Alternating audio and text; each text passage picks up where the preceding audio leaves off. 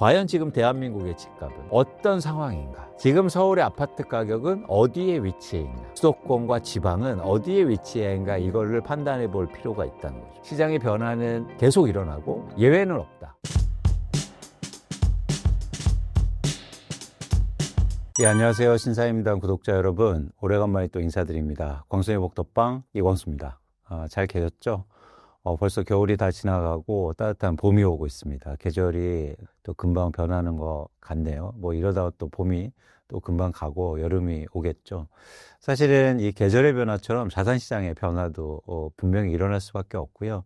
사실은 그 변화를 잘 읽으셔야 내 집 마련도 잘 하시고 주식 투자도 잘 하시고 또 부동산 투자도 잘 하실 거라고 그렇게 생각하고 있습니다. 그래서 오늘은 여러분과 그런 변화에 대해서 얘기를 좀 해볼까 해요. 그래서 사실 우리가 이제 이런 부동산 얘기할 때 중요한 건 뭐 시장을 분석하는 것도 사실 중요하지만 결국 중요한 건 전망이죠. 그죠? 그래서 집값이 어떻게 될까요? 오를까요? 내릴까요? 뭐 향후에 그래서 나는 어떻게 행동해야 되고 어떤 준비를 해야 될까요? 사실 이게 핵심인데요. 중요한 건 전망에 있지만 또 전망을 잘하기 위해서는 시장을 움직이는 변동 요인에 대해서 명확하게 아실 필요가 좀 있어 보입니다. 그런 차원에서 오늘은 과연 부동산 시장은 어떻게 이 계절을 쉽게 말해서 만들고 그리고 그 계절을 만드는 요인이 뭔지, 즉 변동 요인이 뭔지에 대해서 저희가 같이 이야기를 좀 나눠보도록 하겠습니다. 그래서 제가 처음으로 말씀드리고 싶은 건 뭐냐면 플로리다예요. 미국으로 한번 가볼게요. 여러분, 미국 사람들이 은퇴해서 나 가장 살고 싶어. 은퇴해서 저 동네, 저 지역에서 거주하고 싶어. 라고 해서 1등으로 항상 꼽히는 곳이 있습니다. 하와이가 아닙니다. 플로리다예요. 그래서 미국 내륙의 남쪽에 있는 일종의 이렇게 쭉 이따도 보여드리겠지만 이렇게 볼록 튀어나와 있는 그런 플로리다인데 일단 살기 좋은 곳으로 꼽은 이유가 첫 번째는 기후가 굉장히 좋죠. 따뜻하고 뭐 바다도 있고 그래서 휴양 도시로도 사실 유명한 곳이고요. 그리고 여러 가지 뭐 여건도 굉장히 좋은 곳입니다. 그리고 또 하나 굉장히 또 이점도 있어요. 뭐냐면 세금이 굉장히 낮아요. 그리고 뭐 예를 들면 상속세가 없습니다.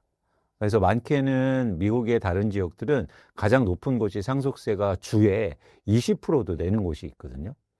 근데 이 플로리다는 이렇게 기후도 좋고 살기도 좋은데 상속세도 없어요. 그래서 부자들이 굉장히 노후가 되면 이렇게 몰려오는 곳이기도 합니다. 최근에 그래서 2023년도에 이 사진에 보시는 것처럼 제프 베조스 아시죠? 아마존을 만든 제프 베조스가 플로리다에 이사합니다. 그래서 플로리다에 이사하면서 보시는 것처럼 이런 대저택을 3개나 사요. 엄청나게 집도 많이 사고 세금도 낮고 이러니까 살기도 좋고 이렇게 이사가 온 거죠. 뭐 예시를 드렸는데 이것처럼 사람도 많이 유입되고 그리고 굉장히 살기 좋은 곳이다 이런 말씀을 드리는 겁니다. 그러다 보니까 보시는 것처럼 전국에서 미국의 전역에서 이 플로리다로 막 인구 이동이 최근에도 굉장히 빠르게 일어나고 있습니다. 그래서 어디로부터 오는지 한번 볼까요? 1위가 뉴욕이에요. 2위가 샌프란시스코, 워싱턴, 버스턴, 시카고, 로스앤젤레스, 필라델피아, 시애틀, 하드포트, 샌디에고. 이게 어떻게 보이세요? 그동안 굉장히 살기 좋은 곳으로 알려진 대도시들에서부터 이렇게 오는 거예요. 이사를 오는 거예요. 플로리다로. 그러다 보니까 인구도 계속 증가하고 있고 뭐 이러고 있습니다. 그런데 이렇게 살기 좋고 인구가 이동하면 당연히 부동산은 어떻게 될까요? 가격이 오르겠죠. 인구가 증가하고 집은 막 빨리 공급이 안 되고 또 한정돼 있으니까 마치 우리나라 강남 같은 느낌이 들지 않으세요? 모두 다 사람들이 살기 원하고 인구 유입도 계속되고 또 예를 들어서 막 부자들도 많이 살고 이런 지역입니다. 그런데 최근에 굉장히 놀랄 만한 일이 벌어지고 있습니다. 그 일은 뭐냐면 이거 보시는 것처럼 플로리다의 주택 가격이요. 조금 과장해서 말씀드리면 폭락하고 있어요. 네, 그래서 뭐 거의 20% 이상 하락하고 30% 이상 하락한다는 전망도 있고 일부 마이애미의 홈오너가 뭐 한 70만 달러 이렇게 막 가격을 낮추고 있는 그런 상황입니다. 그리고 잘 거래도 심지어 안 되고 있고요. 모두 다 살기 좋아하고 인구도 계속 증가하고 있고 기후도 좋고 너무 좋은데 집값은 왜 하락할까요? 사실 이게 오늘 저희가 다뤄야 될 내용입니다. 그러니까 우리가 부동산을 얘기할 때 모두 다 이런 얘기를 하죠. 거기 살기 좋은 곳이야. 그래서 집값은 계속 오를 거야. 그쵸? 근데 플로리다가 그렇게 좋은 곳인데 집값이 빠질 수도 있다는 거예요. 이 원인을 우리가 한번 파악을 해본다는 거죠. 근데 지금 플로리다의 집값이 하락하는 첫 번째 이유는 아이러니하게도요. 이 그림을 한번 보실까요? 이 그림은 미국 전역에 그 최근에, 그러니까 팬데믹 이후로 집값 상승률을 한번 비교해 드린 거예요. 근데 색깔이 진할수록 많이 오른 지역이거든요. 보세요. 플로리다가 요 밑에 있는 지역인데 어떻습니까? 가장 많이 올랐죠. 그러니까 팬데믹 이후로 가장 집값이 많이 올라서 많이 빠지고 있다. 이게 일단 연결선상에 있는 겁니다. 반면에 이 다음 장을 여러분들이 같이 보실 필요가 있는데, 최근에 집값이 상승하는 곳은요, 오히려 반대예요. 그동안 집값이 오히려 빠졌던 뉴욕이라든가 동남부 이런 지역들이 오히려 집값이 최근에는 오르고 있습니다. 그러니까 플로리다는 뭐냐면 집값이 많이 올라서 많이 하락하고 있다라고 저희가 판단할 수도 있는 거죠. 근데 왜 이런 현상이 일어났을까요? 왜 많이 올랐는데 계속 오르지 못하고 왜 지금은 다시 하락하고 있을까요? 그 첫 번째 이유는 부동산은 가격이 오르면요, 수요가 줄게 돼 있습니다. 그건 여러분들이 말씀드리고 싶은 건 뭐냐면, 주택의 수요는요, 내가 살고 싶은 수요가 아니에요. 가격을 결정하는. 뭐냐면 그 가격을 감당해낼 수 있는 유효 수요여야 돼요. 그렇죠? 그래서 예를 들어서 플로리다에 너무 살고 싶어라고 그래서 수요가 계속되는 게 아니고, 살고 싶은 마음은 있지만 가격이 너무 많이 오르면 어떻게 될까요? 살 수 있는, 즉 유효 수요, 즉 그거를 가격을 감당할 수 있는 수요는 줄 수밖에 없는 거죠. 그래서 1차적으로 그런 변화가 일어나고 있는 겁니다. 그러니까 가격이 너무 많이 오르니까 살 수 있는 사람들이 줄고 있다. 그래서 다음 장을 한번 보실까요? 이거 보세요. 이건 플로리다 하우징 디맨드인데, 2023년부터 이 디맨드, 즉 수요가 계속 감소하고 있어요. 여기서 나오는 지표는, 미국은 이렇게 주택을 거래합니다. 그러니까 내가 팔고 싶으면 집을 시장에 내놔요. 그럼 우리는 어떻게 거래가 됩니까? 사고 싶은 사람이 거기에 가서, 일종의 선착순 개념이죠. 그래서 가격만 적당하면 이제 거래가 되는 거예요. 먼저 온 사람이 빨리 계약금 내고, 그래서 막 계약금 빨리 내라 막 이런 얘기 하잖아요. 근데 미국은 그렇게 계약하지 않거든요.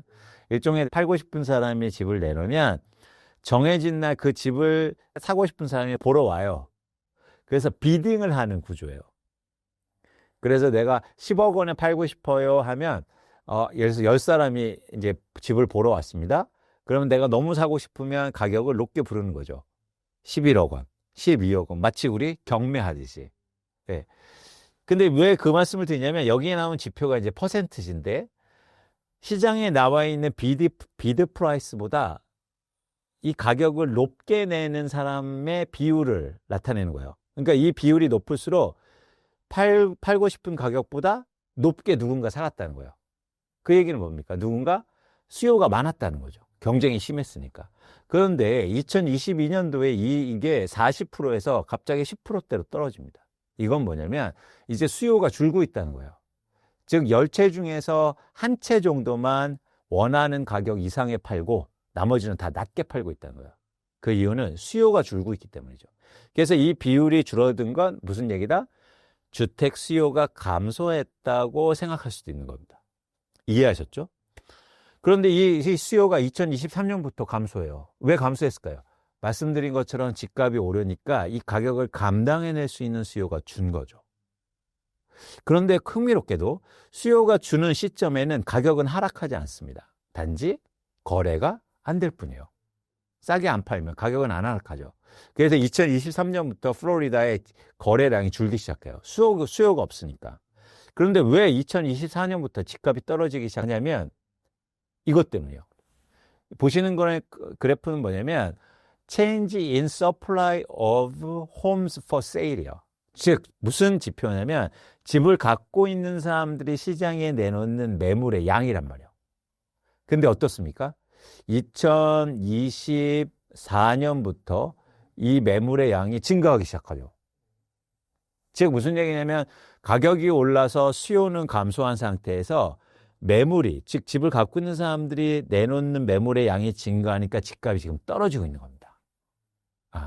자, 이 관계를 여러분들이 잘 아셨으면 좋겠어요.